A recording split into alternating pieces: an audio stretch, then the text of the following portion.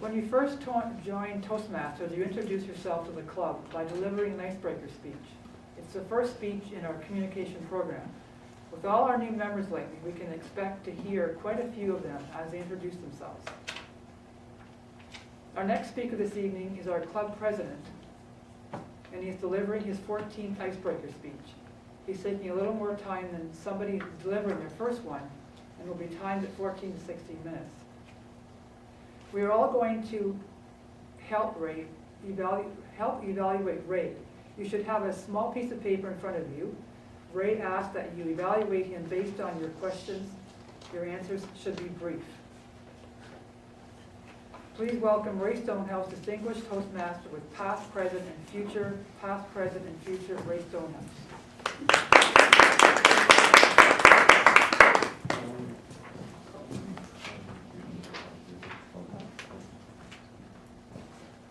This past January 2016, I celebrated an important milestone in my life. 22 years as a Toastmaster. What I'd like to do this evening, by way of Icebreaker, past, present, future, just like give you some of the ideas what it's been like. Now, we're a fairly new club right now. We have quite a few new members. We haven't had a chance to get to know each other. Icebreakers give people a chance to get to know each other. So what I'd like to do in the brief short period we have together is just to tell you what my experience has been like with Toastmasters. Why I joined, why I stayed with it, what I hope to get out of it. When I was in my 20s and 30s, I was drawn to leadership positions. They seemed to be easy to get. I suspect that they were because nobody else wanted them. So I was able to take those roles. I'm a registered nurse. I was active in my professional body. I was active as a union steward, as a joint occupational health and safety steward. Those were leadership roles. But what I soon found out was that to be a leader, you also needed to be a good communicator. Now, my base personality at that time, I was a shy introvert. Shy introverts aren't comfortable with public speaking. And I wasn't comfortable with public speaking. Yet, to be an effective leader, you had to have those good communication skills. And I didn't have them. In 1994, in January, 22 years ago, a colleague of mine, we were both leaders in a local organization, and I was asked to do some public speaking, and I balked at it. I avoided doing it because I didn't want to do with anything. So he says, why don't you come out to Toastmasters and learn about public speaking? And I had absolutely no idea what Toastmasters was. I hadn't heard about it before. And he took me out. We went to the Monday night Toastmasters, Kelowna Toastmasters, and he brought me in, and I was made very comfortable there. There was an older fellow. I call him elderly fellow, but back then he's probably the same age as I am now, so I'm not sure if I'm elderly or not. But he was old back then. And he took me around, and he introduced me to every single member in the club. Now, shy introverts, we're not really fond of going around and shaking people's hand. Like, you know, after you say hi, you don't know what comes next. So I found that very uncomfortable. But I survived, and I participated in the meeting. They didn't call upon me, but I took everything in. I listened to speeches, I listened to table topics, and I saw people standing up, and I saw people that looked like they were very comfortable with public speaking. I also saw some people that seemed to be fairly uncomfortable, brand new, but they were still trying it. And I really got excited about it. I went home that night, and I remained excited about it. By midnight, I hadn't joined yet, but by midnight, I had my icebreaker speech already written down and practiced. I already delivered.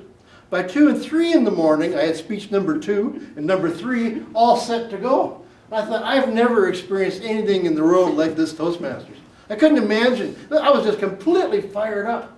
By 5 o'clock, I realized, you know, maybe I shouldn't have had those 3 cups of regular coffee that they plied me with.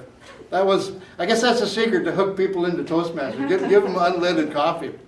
And I drink decaffeinated coffee. So that got me excited about Toastmasters, and I did join eventually. I didn't join that club, but I joined another club. And I was with that club for 5 years. And in the beginning, I took on all the different roles in the agenda. very much the same as it's a different club, but the agenda was very similar. I took all the different roles. But for the long time, I was really quite nervous about taking on delivering that icebreaker speech. I think my recollection was I avoided it probably almost 10 months before. I think I even chaired meetings before I delivered my icebreaker speech, because it took that long to get the nerve up to do it. But I eventually did. And I think what I say, this is my 14th icebreaker speech for this presentation this evening. That first icebreaker speech that I did, back in those days, they were supposed to be 5 to 7 minutes long. And I went close to about 11 minutes. So even back then I started having challenges with time. But I had some problems with that one too. Because I took the approach for an icebreaker speech. I wanted to share with the club my essence, what made me. And some of the things that were important to me was my upbringing, the way that our family of origin. My father was a little on the, I don't know what the word would say, brutal. No, maybe not brutal, maybe a little bit aggressive, spare the rod, spoil the child. And that played an important part of my development of my personality, of the speech that I had. Well, the fellow before me was an older fellow, and he gave his speech. And he took the exact opposite approach about sparing the rod and spoiling the child. So when my turn came up, I was really quite agitated. I was all fired up, and I guess maybe that's what kept me speaking so long. But I delivered my speech, and I was really mad. I was angry. After that, a fellow, a long-time member, said to me, a kind of mentorship type discussion, he says, Rae, he says, don't get excited about the other speakers. This is your turn. The camera's on you. In this case, the camera is on me. Enjoy it. Forget about what everybody else says. This is your time. This is your time to shine. So from then on, that was an important mentorship that I had. I stayed with that club for 5 years, eventually moving over to Kelowna Flying Solo Toastmasters. And in that time, I did finally, as I said, I did that icebreaker speech. I started working my way through the program. I took on a leadership role, as the Vice President of Education in a club, the Westside Club, the one that I eventually joined. As I said, I was there for 5 years. And what happened was people weren't delivering speeches. So what I would do is if somebody wouldn't deliver a speech, I would fill in and I would do a speech. I told them, you guys don't start doing speeches, I'm just going to keep on talking. Kind of like we're doing right now, actually. I'm going to keep on speaking until you start delivering speeches. Well, I was able to complete one of the advanced manuals. Now, the advanced program is some 15 different manuals, and there's 5 speeches in each, so whatever that is, up to close to 60 different speeches. Whatever, I'm not good at math, but whatever it adds up to. But to get the credit, the next level up from your competent communicator, back in those days it was competent Toastmaster, now it's competent communicator. To get to the next level, the advanced communicator bronze, you had to do 2 complete manuals. Well, I've made a speech here before, and I've mentioned that I'm not a destination type person. I'm a journey person.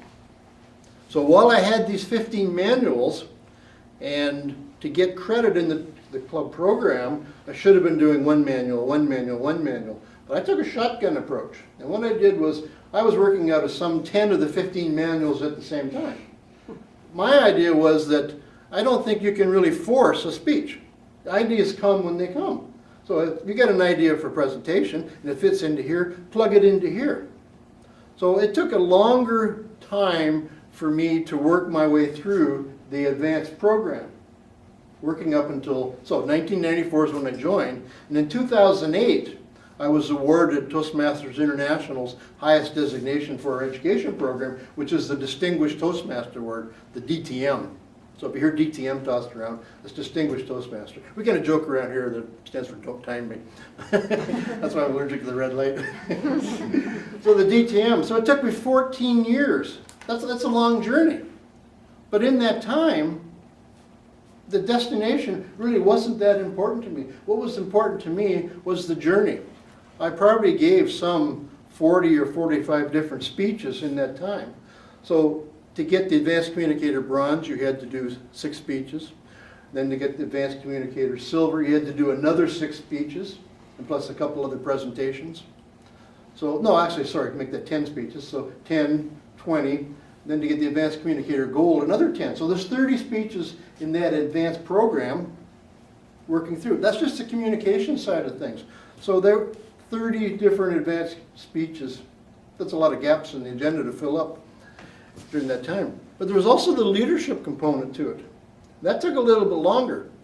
One of the criteria to earn your Distinguished Toastmaster designation is that, and once you're the upper levels, the first part of it is you have a manual right now that we give you when you join, and that's your the competent leader manual. So those are 10 projects you can complete while you're in the club. The advanced part of it, as you go into the program a little longer, is perhaps serving as a club executive, serving as an area director, division director, or on the district team. So that can take a little while to do. And then one of the other criteria that you have to do is you either have to find a club that is struggling and go spend a year or so with them as a club coach, helping them to rebuild. You get credit for that. That's one way you can do it. Or you can start a brand new club. Now, I was able to get that criteria. I was one of the club mentors for a club, Okanagan Advanced Toastmasters, OATS. This was back in 2008, 2007, I was able to do that. Unfortunately, that club just folded this year. We gave a good kick at the can for almost 10 years, but we just weren't able to sustain it. But I did get credit back then for building that club. Some of the other criteria you have to do is there's a program called the Success Club and Success Leadership Program. So there's specialty projects in there, some higher advanced projects that you do. One of them is to run a speechcraft. I ran 6 speechcrafts over that period of time. Now what a speechcraft is, it's a self-contained crash course in public speaking. I run them for 6 weeks at a time. We just ran one back in the fall. Ivona helped out with that, and Teresa, who's not here this evening, we did it with the local CNIB. So I've got credit for my next Distinguished Toastmaster. So it took me to 2008, 14 years to get that first Distinguished Toastmaster. Now I know many Toastmasters over the years, they've got this idea that once you get your DTM, you're an expert. You don't need to learn anymore. But it's not true. Something I learned way back, to think of it, is the communication program, the first manual that most of you are working on right now, and this particular speech is coming from, the 10 speeches. We think of that as elementary school. This is where you learn your basic skills of public speaking. By the time you complete those 10 speeches, you are way ahead of most of the general population when it comes to skills for public speaking. Then when you get into the advanced program, it's like being in secondary school, where you're taking advanced programs. You work your way through that. There's advanced projects and there's advanced leadership side of things. So by the end of that, you're starting to become an effective leader and a very effective communicator. So what happens is, the better that you become at speaking, the more leadership opportunities arise. The more you take these leadership opportunities, the more speaking opportunities come inside or present themselves. We have a whole other part of our program that are contests. They're coming up pretty soon, where the more proficient, or I'd say courageous speakers challenge themselves against other people basically around the world. I've done that in the past. I'm probably going to be doing that again, so that's coming up. So I've got my Distinguished Toastmaster in 2008, so now what? Now what is, you do it over again. As I said, this is my 14th time through the Competent Communicator Manual. I continue, I do at least one a year. I continue to challenge myself with the skills. In the advanced program, I've already worked through the advanced bronze leadership manual. So that's the next level up from these journals or these manuals that everybody has here. The next thing I need to do is I need to complete the advanced silver advanced silver leadership. What has to take place from that one is, once again, start another club. That's a big challenging one. Another one in there is take on a high performance leadership project. Most of you, because you're all new, you're not familiar with that.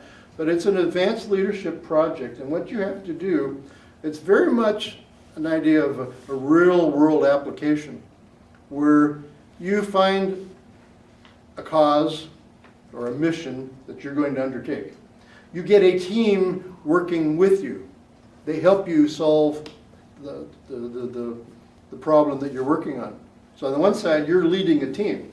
The other side of it, you get a leadership team that serves as a mentor to advise you. So somebody's advising you, and then you're managing somebody else or leading somebody else. So I have that ahead of me. I've got an idea for it. Starting a club might not be for a while. So is the next distinguished Toastmaster DTM? DTM squared? Is that in the future? Not right now, because it's going to take a while for that developing a club. But that's not to say you can't start over again. I'll be submitting very quickly for my third advanced communicator bronze level. You can keep stacking them up. It can be very challenging to get that DTM. So it might have to wait until I retire to get my second DTM, because I'm a journey person. Destination really doesn't matter. Maybe I'll have 6 or 7 advanced communicator bronze, golds, and silvers by the time comes. It's not really that important.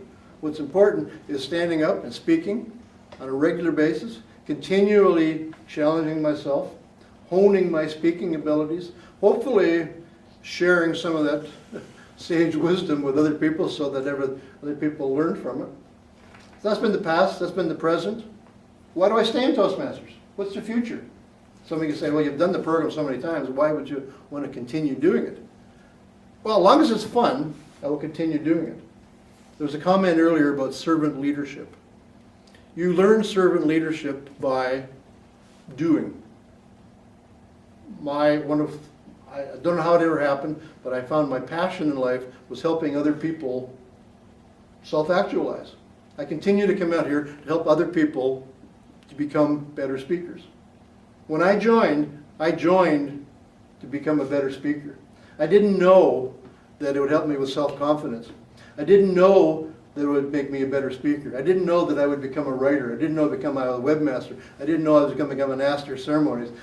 I didn't know all these things are going to happen. And that's what happens once you start your Toastmasters journey. That's my journey so far up till now. I wish you luck on yours. I hope I'm here to celebrate your 22nd anniversary. Madam Chair.